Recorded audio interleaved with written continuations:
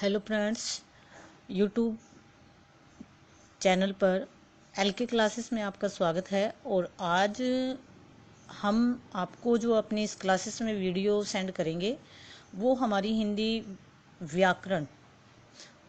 आज का जो हमारा टॉपिक रहेगा वो रहेगा वर्ण विचार, या जिसे वर्ण व्यवस्था भी कह सकते हैं। तो जैसा कि आपने लास्ट वीडियो में पढ़ा था कि जो व्याकरण है उसके 3 अंग होते हैं। एक होता है वर्ण विचार, दूसरा शब्द विचार और तीसरा होता है वाक्य विचार। तो उसका जो फर्स्ट टॉपिक है वर्ण विचार, तो आज की हमारी जो ये वीडियो है ये वर्ण विचार के ऊपर है कि वर्ण विचार क्या होते हैं और उसके कितने भाग होते हैं, कितने भेद होते हैं। तो उनके बारे में आज हमारी ये वीडियो है। तो हम अपनी इस वीडियो में आज आपको सिर्फ वर्ण की परिभाषा, वर्ण के भेद और जो वर्ण का पहला भेद है स्वर, उसके बारे में आपको बताएंगे। कल हम इसकी नेक्स्ट वीडियो देंगे जिसमें हम आपको अयोग विवाह और व्यंजन के बारे में बताएंगे। तो अब हम अपनी जो ये वीडियो है इसमें स्टार्ट करते हैं कि वर्ण की परिभाषा लिखिए, या वर्ण की परिभाषा बताओ कि वर्ण क्या होते हैं।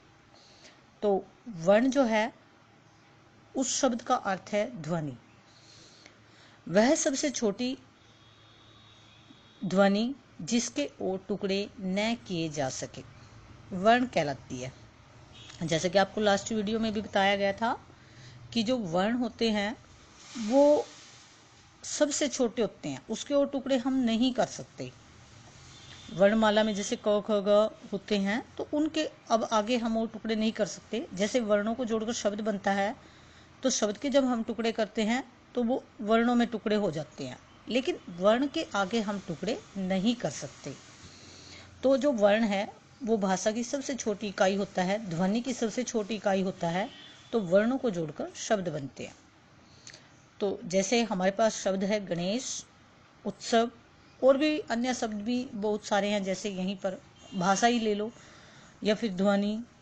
तो इनके जब हम टुकड़े करते हैं तो इनको वर्णों में बांट देते हैं। जैसे ग प्लस अ, ण प्लस ए प्लस स प्लस अ। तो इस तरह से जो वर्ण है वो ध्वनि की सबसे छोटी इकाई होता है और उसके आगे हम और भाग नहीं कर सकते, उसके हम आगे खंड नहीं कर सकते, उसको नहीं तोड़ सकते, क्योंकि ये सबसे छोटी है। तो छोटी होने के कारण इस इकाई को हम और छोटा नहीं कर सकते। वर्णमाला क्या होती है? किसी भाषा में प्रयोग होने वाले वर्णों के क्रमबद्ध समूह को वर्णमाला कहते हैं।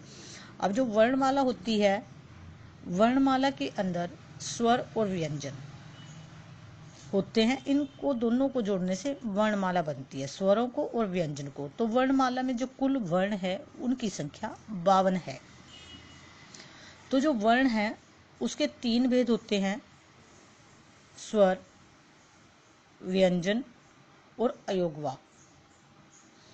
अयोगवा में जैसे अनुस्वार, अनुनासिक और हलंत।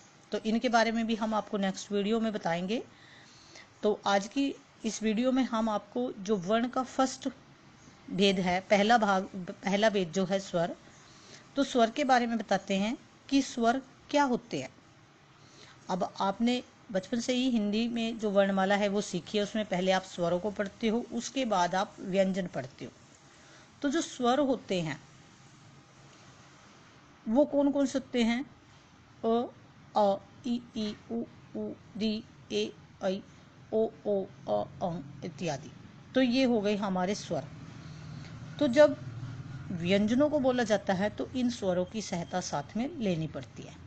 लेकिन जब हम स्वरों को उच्चारण करते हैं तो उनको लेने के लिए बोलने के लिए किसी भी अन्य वर्ण की सहायता हम नहीं ले सकते। उनको हम स्वतंत्र रूप से बोल सकते हैं।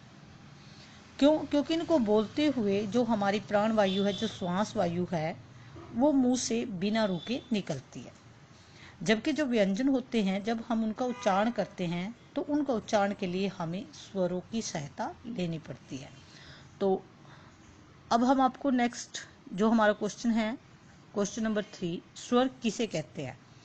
जो वर्ण का फर्स्ट भेद है स्वर, तो स्वर के बारे में बताते हैं कि स्वर किसे कहते हैं और इसके कितने भेद होते हैं। उनके नाम भी लिखने हैं और उनकी परिभाषा भी देनी है।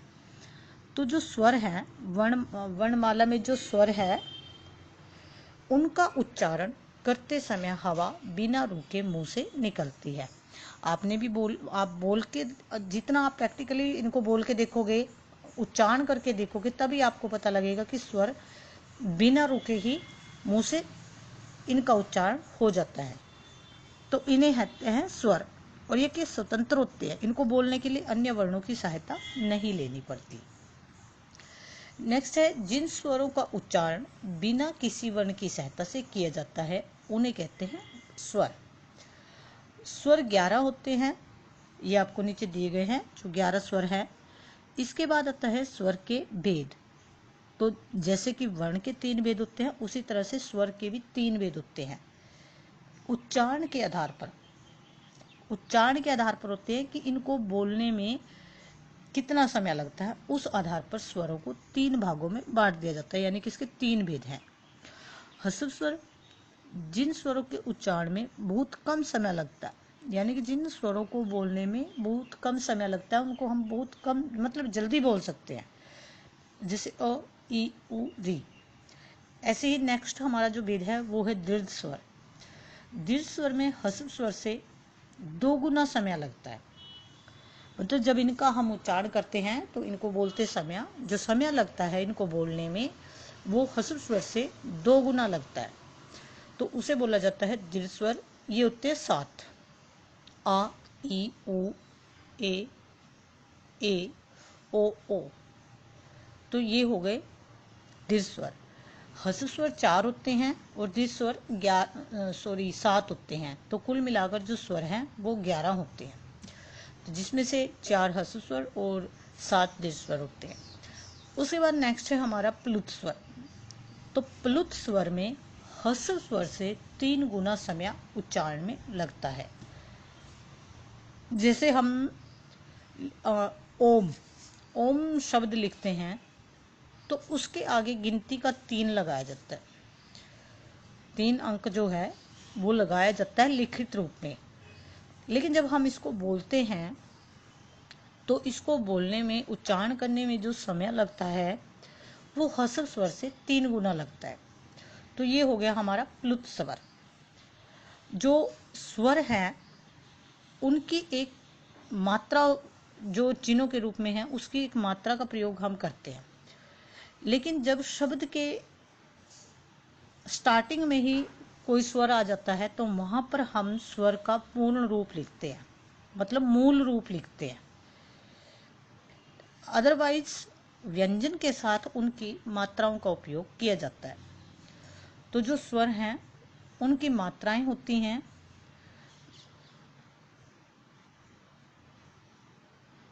जैसे यहाँ पर हम आपको बताते हैं कि जो मात्रा है वो किसे कहते हैं। तो जो मात्रा है वो स्वरों का ही रूप होते हैं, और जब स्वरों को व्यंजन के साथ प्रयोग किया जाता है स्वरों का, तो उस समय इनकी मात्रा को लिखा जाता है, मतलब मात्रा के रूप में इनको लिखा जाता है। तो वैसे जो स्वर होते हैं वो उसके 2 भाग होते हैं, एक होता है मूल रूप में और दूसरा होता है मात्रा के रूप में। तो व्यंजन के साथ जब हम इसका प्रयोग करते हैं तो वहां पर हम इसकी मात्रा का प्रयोग करते हैं। लेकिन जब कुछ स्वरों का प्रयोग मूल रूप में होता है, जैसे जब हम कोई शब्द लिख रहे हैं तो वहां पर सबसे पहले स्वर का उच्चारण होता है, यानी स्वर पहले आ जाता है, तो वहां पर हम उसका मूल रूप लिखते हैं। जैसे यहाँ पर हमने कुछ शब्द भी लिखे हैं, आइए, आओ, आई। इसी तरह से और भी बहुत सारे हैं शब्द जो मूल रूप से प्रारंभ होते हैं, यानी कि मूल रूप से उनका लिखित रूप, जब उनको लिखते हैं तो उनको मूल रूप में लिखा जाता है स्वरों को। क्यों? क्योंकि वो शब्द के आगे आ जाते हैं। जब वो शब्द के आगे आते हैं तो वहां पर हम स्वर के मूल रूप का जो है प्रयोग कर सकते हैं। अगर व्यंजन के साथ आते हैं स्वर तो वहां पर हम स्वर के मूल रूप का ना बल्कि मात्रा के रूप का प्रयोग करते हैं। तो स्वरों की जो मात्राएं हैं वो भी आपको नीचे दी गई है। यहाँ पर आपको शब्दों के माध्यम से मात्राएं जो है वो दिखाई गई हैं, कि जैसे आ की मात्रा, ई की, उ। तो इन सब की जो ये स्वर है, इनका मात्राओं का जो रूप है वो यहाँ पर दिखाया गया है। तो कल हम अपनी नेक्स्ट वीडियो में अयोग वाहक के बारे में और व्यंजन के बारे में बताएंगे। तो आज के लिए हम अपनी जो वर्ण है, वर्ण की परिभाषा और उसके जो भेद हैं, उनमें से उसका जो स्वर भेद है उसके बारे में हमने आपको वीडियो में बताया है। तो इस वीडियो को पूरा देखें। देखने से पहले सब्सक्राइब करें, लाइक करें और शेयर करें। और मेरी नेक्स्ट वीडियो देखने के लिए अपने कमेंट बॉक्स में ज़रूर डालें। Thank you.